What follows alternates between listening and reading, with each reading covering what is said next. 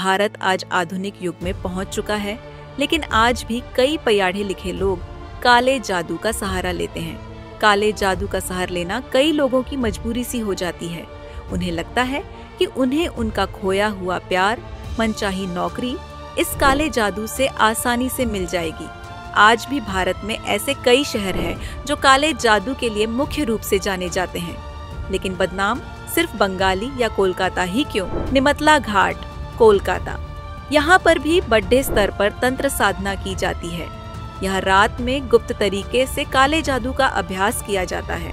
ऐसा कहा जाता है कि यहाँ के शमशान घाट पर अघोरी साधु देर रात तक रुकते हैं। इस बीच ये कौन कौन सी गतिविधियाँ करते हैं, सब गुप्त रखा जाता है। ये तो आपने बंगाल के बारे में जान लिया। अब भारत के ही उन जगहों के बारे में जान लेते हैं जो काला जादू करते हैं। त्रिशूर, केरल। केरल साक्षरता के मामले में भारत के अन्य राज्यों से कई कदम आगे हैं, लेकिन काले जादू के मामले में भी केरल काफी जाना जाता है।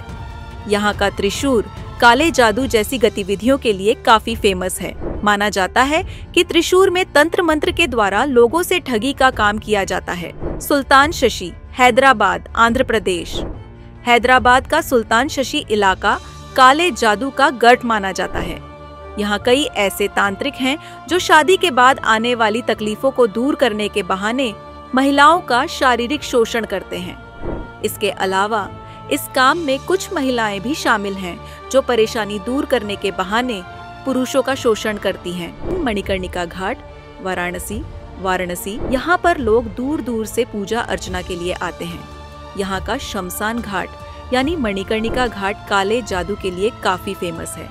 यहाँ पर अघोरी तंत्र साधना करते हैं। इनका मानना है कि यह तंत्र साधना देवी देवताओं को खुश करने के लिए की जाती है, जिससे आम इंसान से ज्यादा ताकत इन्हें मिल सके।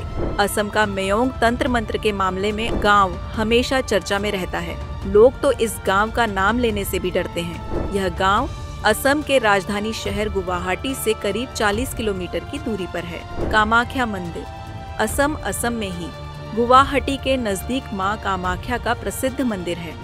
यहाँ भी दूर दूर से तांत्रिक साधना करने आते हैं। इस स्थान को सिद्ध तंत्र स्थान कहा जाता है। नवरात्र के दिनों में तो यहाँ अघोरियों का मेला लग जाता है। सभी अलग अलग तरह से अपनी साधना में लीन हो जाते हैं। कुशाभद्रा नदी, उड़ीसा के कुशाभद्रा नदी के किनारे काले जादू की प्रैक्टिस किए जाने के संकेत मिले हैं।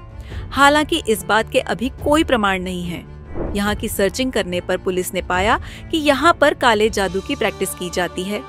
यहाँ 20 से भी ज्यादा नर कंकाल और हड्डियां मिली। चलिए, ये तो आपने जान लिया कि बंगाल के अलावा भारत के कौन से कोने में काला जादू का अभ्यास किया जाता है।